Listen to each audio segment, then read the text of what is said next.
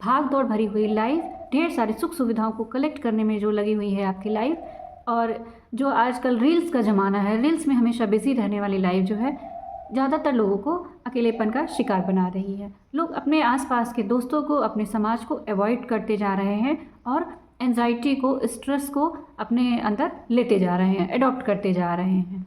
धीरे धीरे ये जो स्ट्रेस का लेवल है वो क्रोनिक डिप्रेसिव डिसऑर्डर में कन्वर्ट हो जाता है और व्यक्ति जो है वो डीप डिप्रेशन में चला जाता है। कभी कभी लोग जल्दी निकल आते हैं, लेकिन ज़्यादातर लोग इससे सालों साल जूझते रहते हैं और डिप्रेशन में आने के बाद उनका जो मेंटल स्टैंडर्ड है, जो मेंटल बैलेंस है, वो बिल्कुल बिगड़ जाता है। आपको क्या लगता है कि जो व्यक्ति डिप्रेशन का शिकार होता है या स्ट्रेस का शिकार हो जाता है, उसको लॉन्ग टर्म तक झेलता रहता है, अपने आप को उससे निकाल नहीं पाता है, सिर्फ पर्सनली वही व्यक्ति उससे अफेक्टेड होता है, सिर्फ उस पर ही उसका प्रभाव पड़ता है? ऐसा नहीं है। अगर हम किसी फैमिली में रह रहे हैं, अपने समाज में रह रहे हैं, ऑफिस जा रहे हैं, तो हमारा जो बिहेवियर है इन सब पूरे वातावरण को भी प्रभावित करता है। सारे लोग उससे कहीं ना कहीं अफेक्टेड हो जाते हैं। तो आज इस पे हम डिस्कस करेंगे कि कैसे जो है स्ट्रेस और एंजाइटी पहले पर्सनली आपको अफेक्ट करता है, फिर फैमिली को और सोसाइटी को। आइए जानते हैं कि पर्सनली हम उससे कैसे प्रभावित होते हैं, वो हमको कैसे नुकसान पहुंचाता है। तो पहले तो देखिए, हम मेंटली कोई विचार अगर ले लेते हैं कि हाँ कोई प्रॉब्लम लेते हैं कि इसका सोल्यूशन नहीं निकल रहा है या ये समस्या है मेरे पास, तो उसको हम दिन भर सोचते रहते हैं। तो इससे क्या होता है ना, हमारा जो माइंड है पहले तो वो डिस्टर्ब हो जाता है। आपको क्या करना है, कैसे करना है, कुछ आपको जल्दी समझ में नहीं आता है। हड़बड़ी में जल्दी काम, उल्टे पुल्टे काम होते हैं आपके। फिर उसके बाद आपका मन जो है वो भी ख़राब हो जाता है कि आपको भूख नहीं लगती, आप खाना नहीं खा पाते हो, कहीं जाते नहीं हो, मिलते नहीं हो, तो नेगेटिविटी का आप शिकार हो जाते हो। और उसके बाद जो है आप कोई काम जब नहीं कर पाते हो तो उसका रिज़ल्ट भी आपको नहीं मिलता है। जो जैसा काम करोगे वैसा ही रिज़ल्ट मिलेगा। इस तरीके से वो पहले मेंटली डिस्टर्ब कर देता है, एंजाइटी और स्ट्रेस। उसके बाद जो है वो धीरे धीरे होता है कि सर में दर्द होना, फिर भूख नहीं लगना, खाना खा लिया तो वो पचता नहीं है। तो ये सब का कारण भी मेंटल एंजाइटी ही है, स्ट्रेस है। किसी बात को देर तक सोचना वो स्ट्रेस में कन्वर्ट होने लगता है। लगातार कोई ना कोई समस्याएं जीवन में आती रहती हैं। कभी कहीं से आ जाती है कोई समस्या, कभी किधर से आ जाती है, कभी स्कूल से, कभी कॉलेज से, अगर स्टूडेंट हैं तो ऑफिस में हैं तो बहुत सारी प्रॉब्लम्स ऑफिस की होती हैं। तो पर डे कुछ ना कुछ समस्याएं व्यक्ति के जीवन में आती रहती हैं, उसको वो झेलता रहता है। तो धीरे धीरे कहते हैं ना कि वो उसको बीपी का शिकार हो गया। तो ब्लड प्रेशर कैसे हो रहा है? ब्लड प्रेशर का भी जो रीज़न है, कहीं ना कहीं देखेंगे, आप देखेंगे तो स्ट्रेस ही है, एंजाइटी ही है।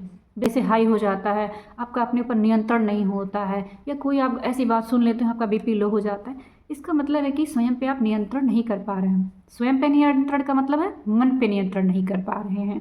तो मानसिक रूप से नियंत्रण होगा तो एंजाइटी से छुटकारा मिल सकता है और स्ट्रेस डिप्रेशन से आप बच सकते हैं। तो अब हम बात करेंगे कि फैमिली पे क्या इसका इफेक्ट पड़ता है। जब हम स्ट्रेस में होते हैं, एंजाइटी में होते हैं, तो अपने घर में भी देखा होगा कि हम किसी से बात नहीं करते हैं। आपने नोटिस किया होगा कि जब आपका मूड अच्छा नहीं रहता है तो परिवार में आपके आसपास कोई नहीं भटकता, आपसे कोई बात करना पसंद नहीं करता। आप किसी को झिड़क देते हो तो दोबारा वो आपसे बात नहीं करता, बोलता है कि भाई इसका मूड नहीं ठीक है, इससे दूर रहो। तो इसका असर सामने वाले पे भी पड़ता है कि वो भी व्यक्ति जो परिवार में है वो आपसे धीरे धीरे कटने लगता है, दूर होने लगता है। आपकी प्रॉब्लम्स पे डिस्कस करने के बजाय वो दूर हो जाता है, क्योंकि आप उसका रिस्पॉन्स ही अच्छे से नहीं कर पाते, क्योंकि आपका माइंड ही डिस्टर्ब हो जाता है।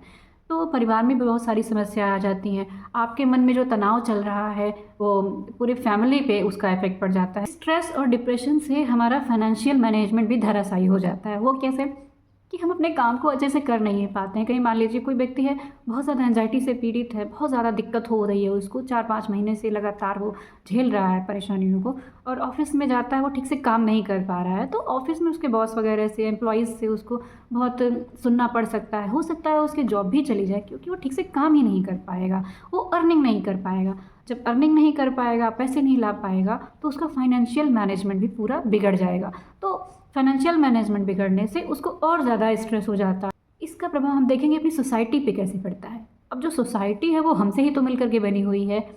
आपने नोटिस किया होगा, जब भी आप परेशान होते हो तो आप निकलते समय अगल बगल ध्यान नहीं देते हो। आप ऑफिस जा रहे हो, बस निकले और चले गए, अगल बगल क्या हो रहा है सोसाइटी में उसका कोई आपको फ़र्क ही नहीं पड़ता है। आप लोग धीरे धीरे आप लोगों से कटने लगते हैं। तो जब कहते हैं ना कि भाई वो नहीं बोल रहा तो मैं क्यों बोलूँ, तो आप भी नहीं बोलते हो और सामने वाला भी आपसे धीरे धीरे कटने लगता है। तो आपके जो अच्छे हेल्दी रिलेशनशिप्स थे अगल बगल पड़ोसियों से, वो भी धीरे धीरे ख़त्म होने लगते हैं। आप कहीं आना जाना नहीं पसंद करते और हम लोगों से ही मिलकर के ये सोसाइटी बनी हुई है। तो देखिए, जो आपकी प्रॉब्लम थी उसको आपने शॉर्ट आउट नहीं किया, आपने वहीं पे उसको कंट्रोल नहीं किया। तो पहले आपको मेंटली डिस्टर्ब कर रही है, फिर आपको फिजिकली डिस्टर्ब कर रही है, आपको बीमार कर दे रही है, हॉस्पिटल जाने तक की आपको नौबत आ जाती है, आपको मेडिसिन लेनी पड़ती है, भूख प्यास मर जाती है, पूरी फैमिली डिस्ट्रॉय होने लगती है, पूरी फैमिली पे उसका इफ़ेक्ट पड़ने लगता है, बच्चे आपसे दूर होने लगते हैं। तो उसके बाद धीरे धीरे करके सोसाइटी पे पूरा असर जाने लगता है। तो डिप्रेशन में जाने से पहले अपने एंजाइटी को, अपने स्ट्रेस को कंट्रोल करिए, बैलेंस करना सीखिए, उस प्रॉब्लम को वहीं तक सीमित रखिए। अगर पॉसिबल है तो उसको सोल्यूशन ढूंढिए, अगर सोल्यूशन नहीं है तो धैर्य रखिए, समय पे छोड़िए। कुछ प्रॉब्लम समय के साथ भी सॉल्व हो जाती हैं। धैर्य रखने के अलावा, प्रॉब्लम का सलूशन ढूंढने के अलावा, अपने माइंड को बैलेंस करने के अलावा कोई दूसरा रास्ता नहीं है।